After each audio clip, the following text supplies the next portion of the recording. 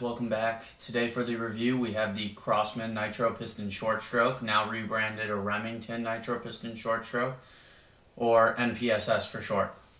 So let's get down to the business of the gun real quick. As you can see, it is a all-black gun, kind of sniper-esque, and it is pretty nice, I think, for about $250 is what it's going for now. Crosman has done a couple things different than it would in a conventional spring gun here. The first is that it has a full-length barrel shroud right here. Matte black look. It is pretty nice. I think it definitely helps the sound of this gun. Keep it very quiet. And also the nitro piston in here is something fairly innovative when this gun came out.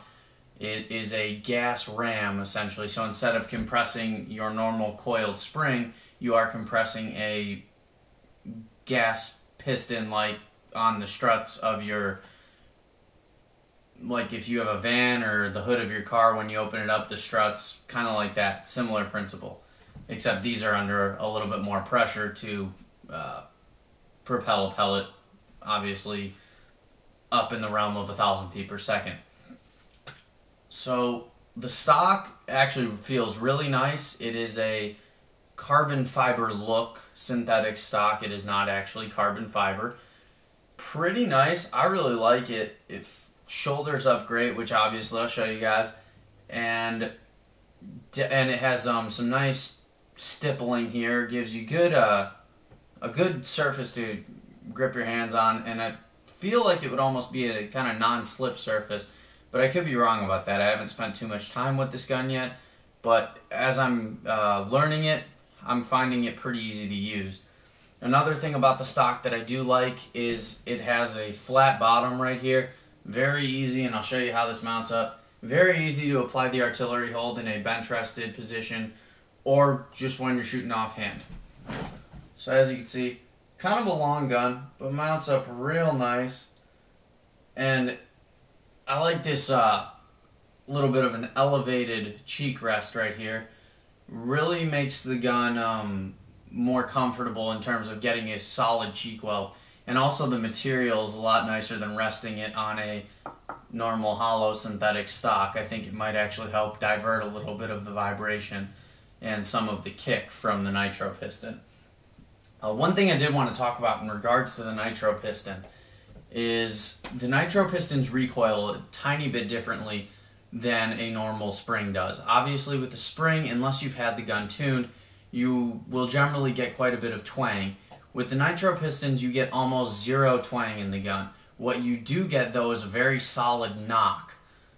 Pretty much a straight back recoil, as there's not really much room for the nitro piston to move in there. So, some people like it, some people don't like it. I'm not a huge fan of the recoil of the nitro piston. But that being said, it is a little bit easier to kind of figure out how to work with the gun when you don't have to worry about it moving from side to side and twanging. And it doesn't leave that buzzing feeling in your jaw either, which is nice. So I'm going to bring the camera up close and give you guys a better look at the gun. There you can see that recoil pad. It is a nice rubberized material, as well as the butt pad here, recoil pad. Pretty nice. Thumb hole section right here. Very easy to wrap your hand around. Very easy, fits very well. Nice thing is non-automatic safety. I prefer this kind of safety that you can actuate with your finger. Very nice. This trigger right here is actually a replacement. I believe they sell one at Air Guns of Arizona. Also, Bob Werner, Charlie DeTuna sells one, and I haven't compared both. This is the CRB trigger from Charlie DeTuna, and it has worked really well.